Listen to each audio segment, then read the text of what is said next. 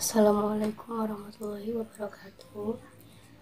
Perkenalkan, nama saya Sheila Maria Amanda. Di sini kami akan menjelaskan beberapa aspek-aspek di dalam suatu bisnis berdasarkan syariah. Jadi yang kami bahas di sini adalah bisnis di bidang konveksi, yaitu dengan nama Saada Collection, dan saya sendiri berperan sebagai manajer operasional dalam bisnis tersebut. Langsung saja saya akan membahas mengenai manajemen operasional dan tugas saya sebagai manajer operasional di dalam menjalankan suatu bisnis di bidang konveksi ini. Yang pertama, jadi manajemen operasional itu dipimpin oleh seorang manajer operasional, di mana di sini saya berperan sebagai manajer operasional itu. Jadi tugas saya sebagai seorang manajer itu adalah saya bertanggung jawab untuk memastikan organisasi berjalan sebaik mungkin dalam memberikan pelayanan dan memenuhi harapan para pelanggan serta klien saya dengan cara yang efektif dan efisien. Selain itu, saya juga bertanggung jawab pada semua aspek operasional, semua proses operasional perusahaan dapat berjalan sesuai dengan prinsip syariat Islam. Berikut ini beberapa bagian manajemen operasional berbasis syariah di bisnis Saada Collection. Yang pertama, saya akan menjelaskan aspek lingkungan operasional. Jadi usaha Saada Collection ini beroperasi di area yang strategis dan mudah dijangkau, baik menggunakan kendaraan roda 2 maupun kendaraan roda 4. Dalam mendirikan usaha ini, kami telah mempertimbangkan dan memilih penempatan pada jalannya usaha. Lokasi usaha kami ini berada pada satu lantai yang luas dan mudah dijangkau. Kami juga memperhitungkan intensitas cahaya, udara, air, dan saluran telekomunikasi pada lokasi usaha yang kami jalankan. Yang kedua, mengenai bahan baku. Bahan baku kami peroleh dari agen-agen besar yang terpercaya dengan harga yang terjangkau. Untuk pemesanan bahan baku sendiri ini kami lakukan jauh-jauh hari sebelum perkiraan waktu produksi agar proses produksi dapat berjalan secara efektif dan efisien. Kami juga selalu mengatur penyimpanan dan pengalokasian bahan baku ketika menjelang proses produksi supaya tidak terjadi ketersisaan bahan baku yang terbuang sia-sia. Jadi kami harus memperhitungkan secara benar dan cermat seberapa jumlah bahan baku yang akan kami gunakan untuk satu kali proses produksi dan menghasilkan barang jadi. Sedangkan untuk toko kami, toko Saada Collection ini berlokasi di Pasar Kliwon, tepatnya di Blok D, lantai 1. Kenapa kami memilih Pasar Kliwon tersebut? Karena orang-orang mengetahui bahwa Pasar Kliwon itu menjadi pusat para agen, distributor, dan konsumen untuk mencari barang, terutama produk-produk seperti pakaian yang sesuai dengan bisnis kami. Jadi harapan kami ini adalah agar produk-produk Saada Collection dapat terdistribusi dengan cepat sehingga dapat meningkatkan pendapatan usaha kami. Lalu bagaimana tugas saya menjadi seorang manajer operasional yang harus saya lakukan agar proses operasional bisnis ini sesuai dengan prinsip syariat Islam? Maka yang pertama, saya harus memastikan bahwa sumber bahan baku ini berasal dari penjual yang jujur. Yang kedua, saya memastikan semua bahan baku yang digunakan berasal dari jalan yang halal sampai berada di tangan kami. Yang ketiga, saya selalu menjaga kebersihan lokasi produksi agar semua bahan baku yang ada tidak dapat rusak dan terbuang dengan sia-sia atau mubazir. Yang keempat yaitu kami merencanakan proses produksi dan semua bahan baku yang digunakan serta anggarannya dengan rinci dan jelas agar tidak terjadi pemborosan di mana pemborosan ini dilarang dalam ajaran agama Islam. Yang kelima, saya harus memastikan semua produk-produk Saada Collection sesuai dengan desain awal yang diinginkan sehingga tidak mengubah harga dan mengecewakan dari pihak konsumen. Yang terakhir yaitu saya harus melakukan controlling setiap hari pada setiap tahap proses produksi sehingga penjualan yang sesuai dengan ajaran agama Islam agar tidak ada barang yang cacat sampai pada tangan konsumen. Yang kedua yaitu analisis lingkungan dekat. Jadi lokasi usaha Saada Collection ini serta tokonya dekat dengan sumber daya manusia yang mana memudahkan kami untuk memperoleh karyawan atau SDM itu sendiri.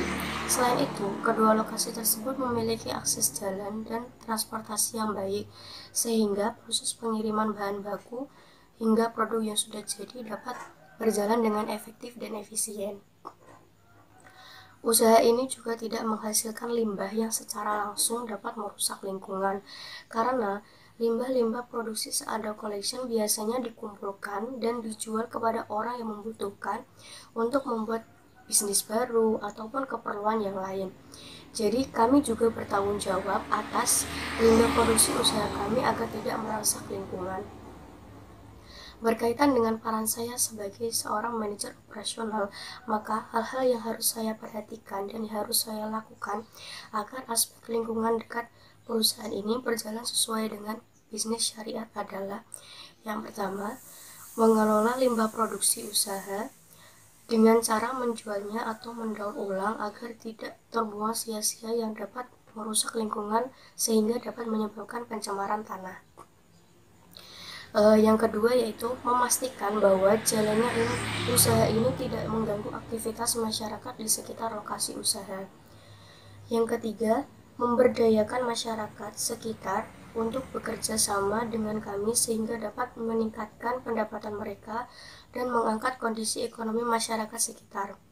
Yang keempat yaitu menanamkan kepada seluruh karyawan agar bekerja dengan jujur, gigih, kerja keras, serta disiplin. Selanjutnya, saya akan menjelaskan tentang analisis kesiapan teknologi. Proses produksi hingga distribusi pada usaha ini tidak dapat terlepas dari aspek teknologi, mulai dari mesin pemotong kain, mesin jahit, mesin obras, dan mesin pemasak kancing, hingga transportasi adalah teknologi yang mendukung jalannya usaha ini. Teknologi juga tidak dapat terlepas dari sistem pemasaran yang kami gunakan. Dalam hal ini, kemajuan teknologi sangat berpengaruh terhadap proses pemasaran atau promosi yang kami gunakan. Misalnya, promosi dengan memanfaatkan media sosial seperti Instagram, serta marketplace dan juga Facebook, yang penggunaannya didominasi oleh target pemasaran kami yaitu remaja, maka akan semakin mudah dan menjadi lebih efisien untuk usaha kami memasarkan produk tersebut. Berkaitan dengan peran saya sebagai seorang manajer operasional, maka hal-hal yang harus saya perhatikan agar aspek kesiapan teknologi dapat berjalan sesuai dengan prinsip syariat adalah: yang pertama, memanfaatkan teknologi untuk hal-hal yang dapat menunjang kemajuan bisnis. Yang kedua, membuat platform penjualan produk-produk Saada Collection dan memberikan spesifikasi yang sesuai dengan realitas produk pada setiap produk yang diupload sesuai dengan prinsip syariat Islam. Yang ketiga yaitu menjamin hak-hak pelanggan seperti hak mendapatkan produk yang utuh sesuai dengan spesifikasi, hak pelanggan melakukan komplain, hak pelanggan untuk memperoleh jaminan uang kembali jika perusahaan tidak jujur dalam proses transaksi. Demikianlah penjelasan dari saya sebagai seorang manajer operasional dan aspek-aspek manajemen operasional yang ada dalam perusahaan Saada Collection ini. Aspek-aspek yang lain akan dijelaskan oleh teman-teman saya selanjutnya. Terima kasih. Assalamualaikum warahmatullahi wabarakatuh. Di sini saya Nur Saada, NIM 44 dari MBS 6B yang akan menjelaskan mengenai proposal usaha bagian aspek produksi. Nah, di sini menjadi seorang manajer produksi memiliki tanggung jawab atas manajemen teknis, pengawasan dan pengendalian dalam proses produksi. Seorang manajer harus memastikan bahwa manufaktur dapat berjalan dengan lancar dan efisien. Mereka harus mengawasi operasi harian serta mengkoordinir, merencanakan serta mengarahkan seluruh kegiatannya. Di sini ada beberapa hal yang wajib dimiliki oleh manajer produksi. Nah, di sini hal-hal dasar yang harus dimiliki oleh manajer produksi di perusahaan industri pakaian di sini harus mempunyai, pertama yaitu harus mempunyai kepercayaan religius dan beragama Islam, sholat 5 waktu, mempunyai keterampilan teknis. Nah, yang tadi ada sholat 5 waktu. Kenapa ada sholat 5 waktu? Karena di sini itu sebuah industri pakaian Muslim. Nah, di sini juga selalu menaati peraturan syariat-syariat agama. Maka dari itu menjadi seorang manajer produksi di sini juga harus sesuai dengan syariat agama Islam. Salah satunya harus sholat 5 waktu. Nah, selanjutnya yaitu keterampilan manajer proyek, organisasi dan efisiensi, memiliki jiwa kepemimpinan interpersonal, memiliki kemampuan dan memecahkan masalah, kemampuan berkomunikasi dengan baik. Jadi seorang manajer produksi itu harus memiliki komunikasi baik dengan manajer produksi lain atau orang-orang yang bekerja sama, yang akan bekerja sama dengan industri tersebut. Dapat bekerja sama dengan tim, harus dapat bekerja sama dengan tim, karena di sebuah organisasi itu tidak mungkin tidak ada kerja sama tim. Bahwa di dalam produksi itu pasti adanya kerja sama tim, entah dimulai dari pembuatan desain itu pasti ada kerja sama tim dengan pemilihan rancangan desainnya. Mampu bertoleransi, menguasai manajemen waktu dengan baik. Mengapa harus menguasai manajemen waktu dengan baik? Karena harus bisa mencapai target dengan tepat waktu dan efisien.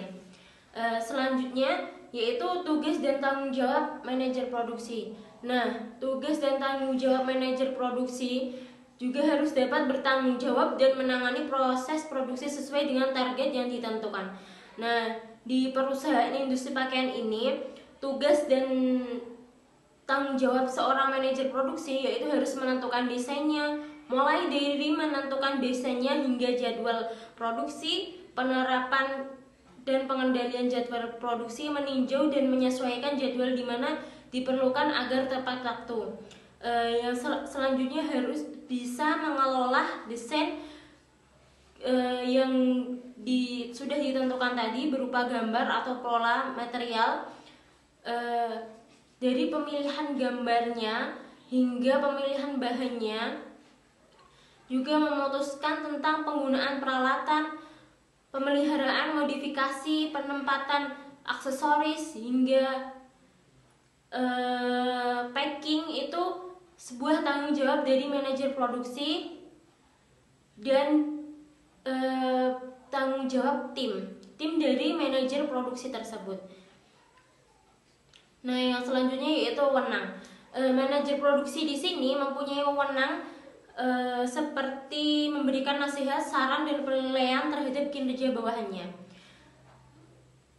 mewajibkan karyawan agar tepat waktu dalam kegiatan produksi itu, dan memberikan sanksi kepada bawahannya setiap terjadi pelanggaran yang dilakukan, memberikan nasihat, petunjuk dan bimbingan dari atasannya, menciptakan inovasi baru untuk kegiatan produksi yang selanjutnya,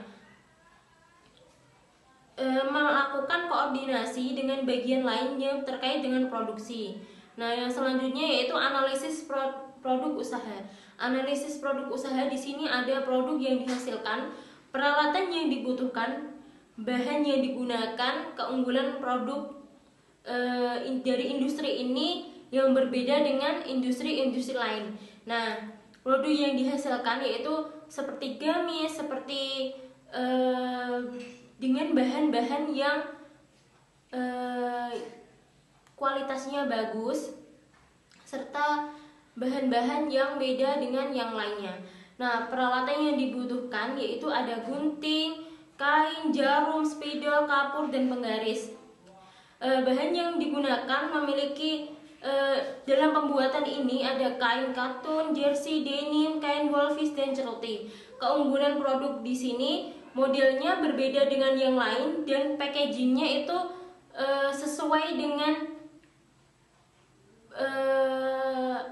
apa yang sudah ditetapkan, yaitu harus dengan kerapian, harus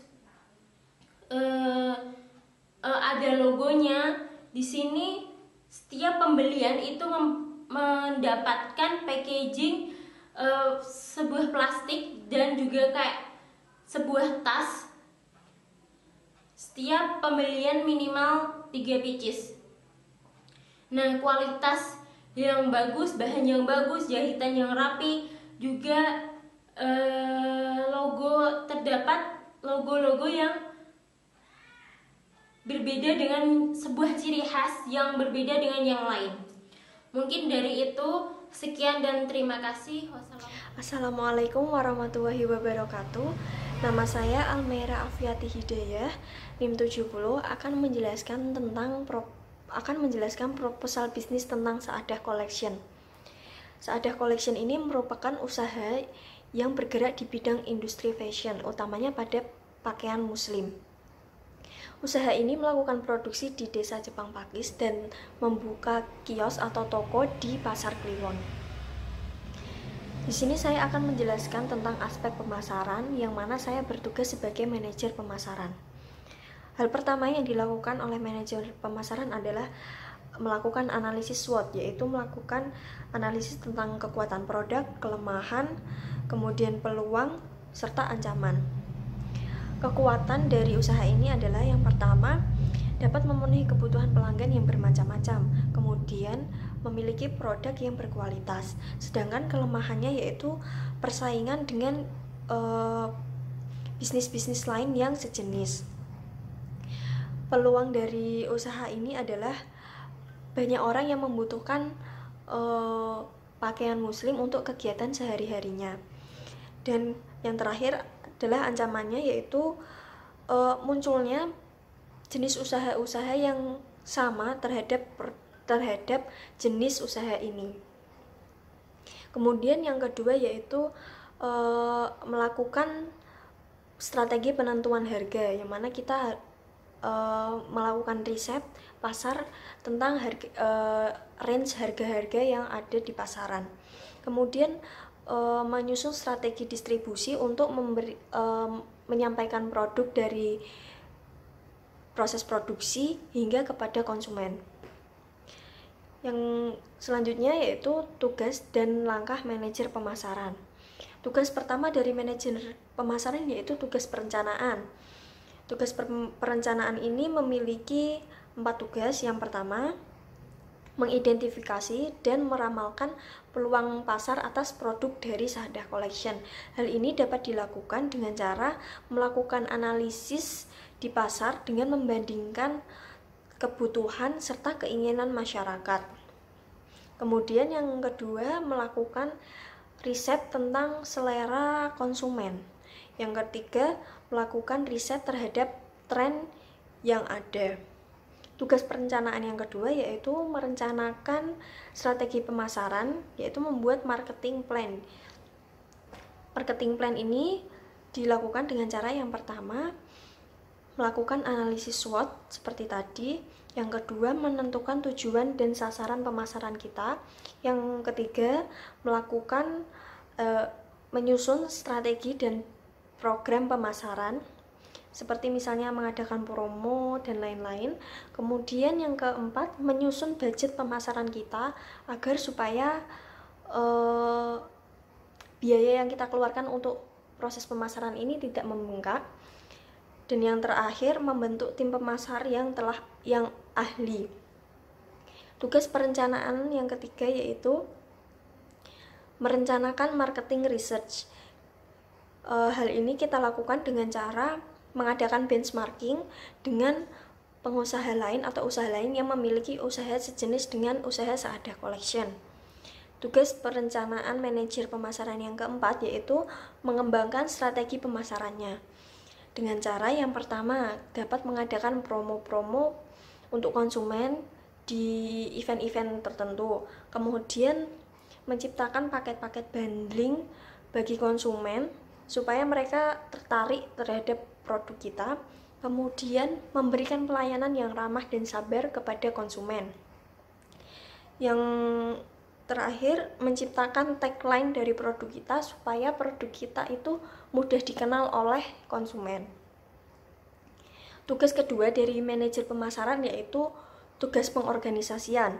Di sini ada dua tugas. Yang pertama, manajer pemasaran bertugas untuk membentuk tim pemasaran. Hal ini dapat dilakukan dengan cara menyeleksi sumber daya manusia untuk dijadikan tim pemasar, yang mana SDM itu harus memenuhi beberapa kriteria. Yang pertama, jujur, yang kedua disiplin, dan yang ketiga komunikatif, di mana mereka dituntut untuk dapat melakukan sosialisasi dengan pelanggan. Tugas pengorganisasian yang kedua yaitu menyusun tim pemasaran dan membagi tugasnya menjadi beberapa bagian. Hal itu dilakukan dengan cara membagi tim pemasar menjadi 3 bagian. Yang pertama, bagian riset. Mereka bertugas untuk menganalisis tren, kebutuhan, dan keinginan konsumen, serta kualitas dari produk. Kemudian bagian yang kedua yaitu bagian customer care, di mana bagian ini memiliki tugas untuk berhubungan langsung melayani konsumen. Bagian yang ketiga yaitu bagian promosi, di mana bagian ini bertugas untuk mengenalkan produk kepada konsumen dan menyampaikan value dari produk. Tugas selanjutnya, tugas manajer pemasaran yang ketiga yaitu tugas pelaksanaan. Tugas ini yang pertama merumuskan target penjualan dari Saadah Collection, di mana menyusun perkiraan banyaknya atau volume produk yang harus terjual.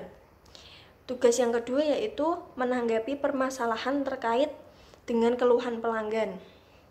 Hal ini dilakukan dengan cara menyusun prosedur atau SOP tentang pelayanan pelanggan, sehingga karyawan itu memiliki dasar dalam melayani pelanggan. Yang kedua, memberikan pelayanan terbaik kepada pelanggan. Tugas yang ketiga yaitu menciptakan, menumbuhkan, dan memelihara kerjasama yang baik dengan konsumen. Hal ini dapat kita lakukan dengan cara membangun kepercayaan dengan konsumen dan memberikan value produk kepada pelanggan. Lalu selanjutnya tugas yang keempat yaitu merumuskan standar harga jual. Hal ini dapat dilakukan dengan cara melakukan koordinasi dengan bagian lain, utamanya pada bagian produksi, supaya kita dapat mengetahui berapa biaya yang harus dikeluarkan ketika akan membuat satu produk. Kemudian kita tambahkan dengan laba yang ingin didapatkan. Selain itu, kita juga harus melakukan riset harga pada pasaran supaya dalam menentukan harga itu kita tidak terlalu tinggi dan tidak terlalu rendah. Tugas yang kelima yaitu melakukan pemasaran produk.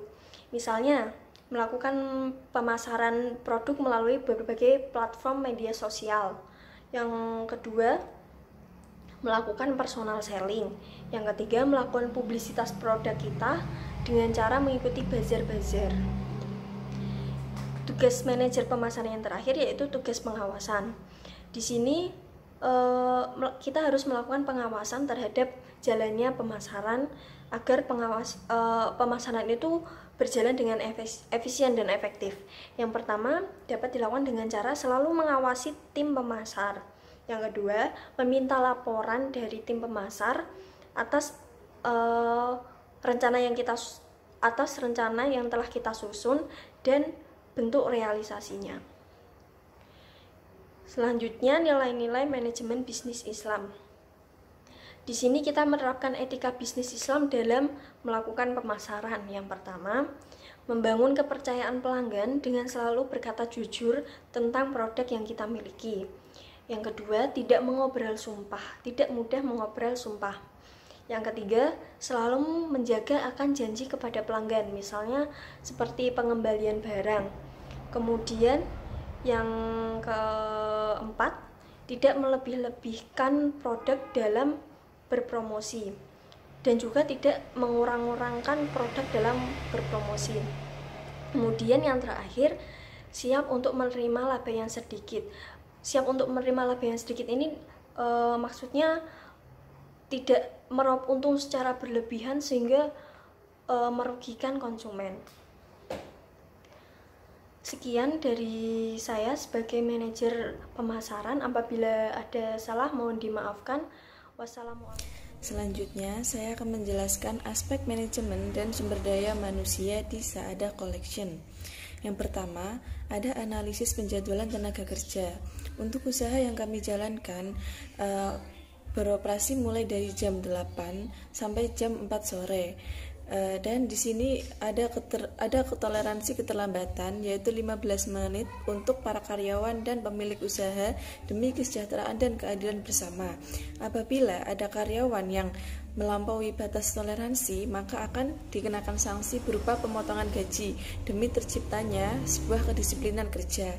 Yang kedua, yaitu ada analisis kebutuhan tenaga kerja. Di Sa'adah Collection memiliki kriteria khusus untuk penerimaan karyawan baru. Yang pertama yaitu rajin, ulet, bertanggung jawab, pekerja keras, beragama Islam. Jadi jika seorang perempuan wajib memakai jilbab.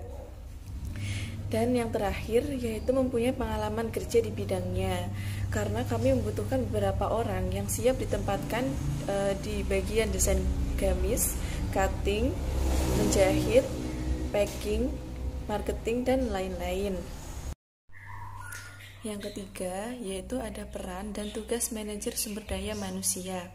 Sistem perencanaan karyawan yang diterapkan di Sa'adah Collection dibuat oleh Kepala Bagian Manajemen Sumber Daya Manusia atau Personalia.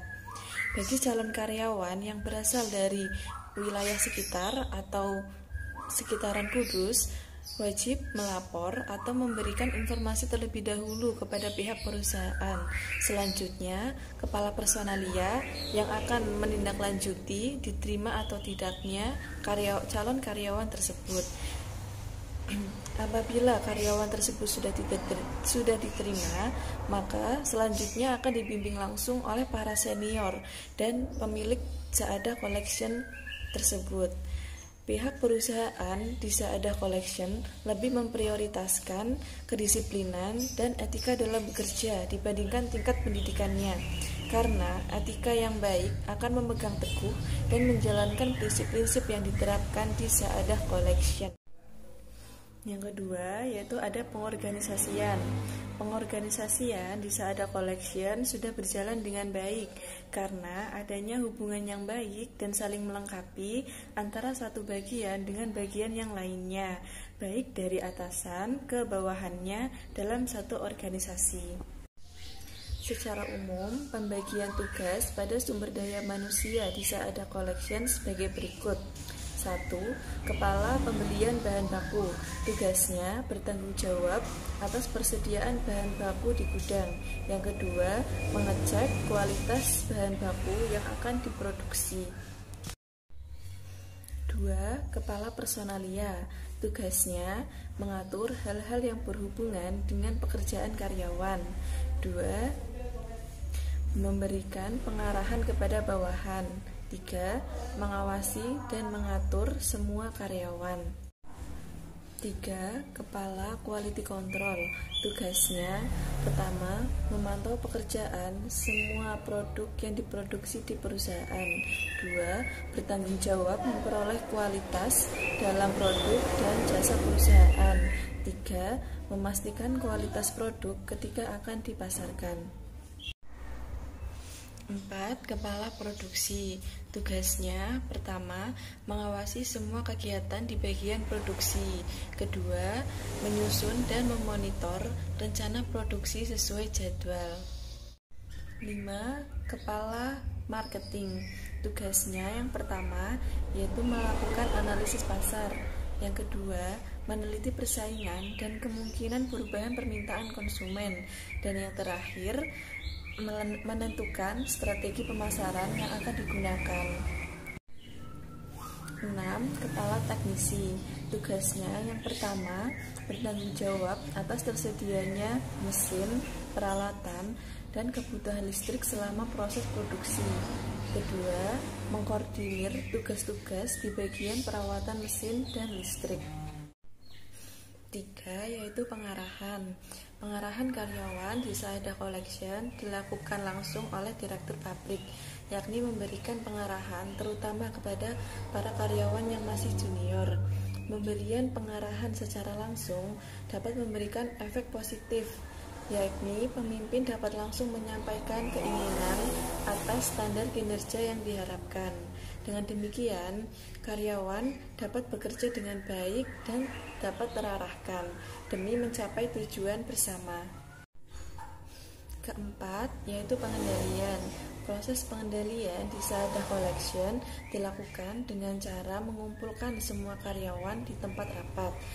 Jika terdapat keluhan dari konsumen terhadap produk, maka direktur pabrik akan memberikan pengarahan atau memberikan solusi yang terbaik dari masalah yang sedang dihadapi. 4. Pengawasan. Pengawasan di Saada Collection dilakukan untuk mengevaluasi sejauh mana karyawan bekerja dengan maksimal. Pengawasan di Saada Collection dilakukan setiap pagi dan siang hari, yaitu dengan mendatangi langsung ke setiap divisi dan menanyakan apakah ada masalah atau kekurangan yang dirasakan oleh karyawan. Apabila ada karyawan yang kurang baik dalam bekerja, maka akan langsung diberi saran dan nasihat untuk memperbaiki pekerjaannya tersebut. 6. Pengembangan dan pelatihan.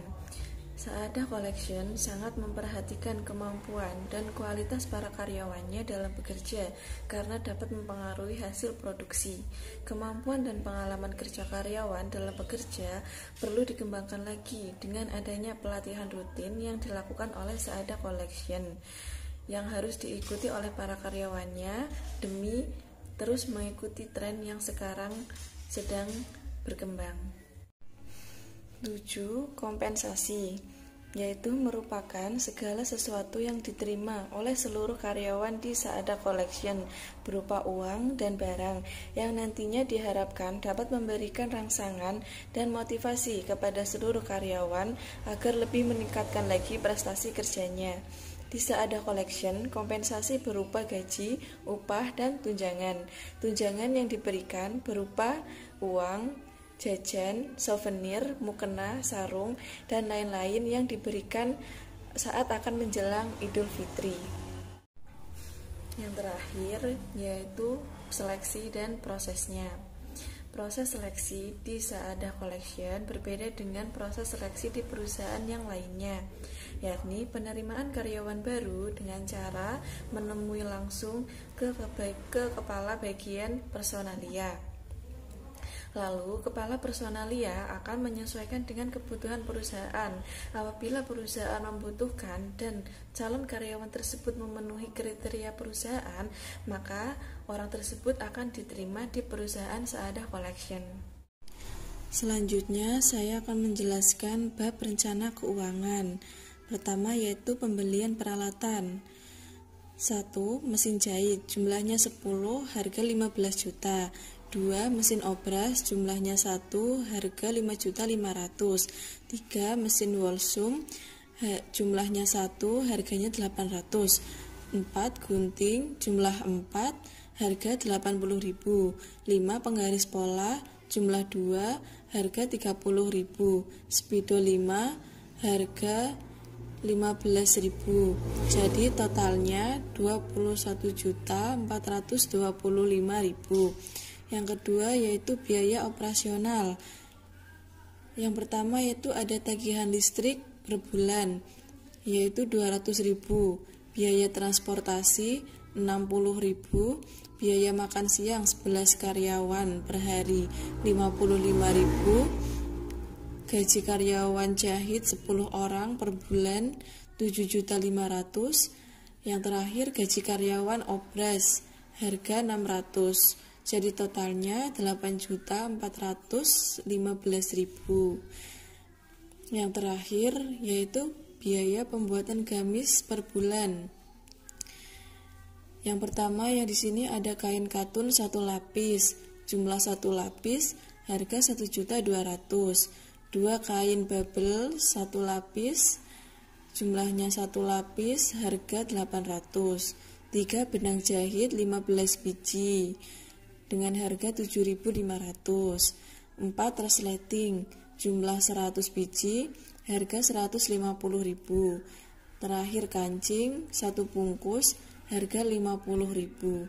Jadi totalnya 2.207.500.000 rupiah. Sekian yang dapat kelompok kami sampaikan. Apabila ada kata dan pengucapan yang kurang berkenan, kami mohon maaf yang sebesar-besarnya. Kami akhiri. Wassalamualaikum warahmatullahi wabarakatuh.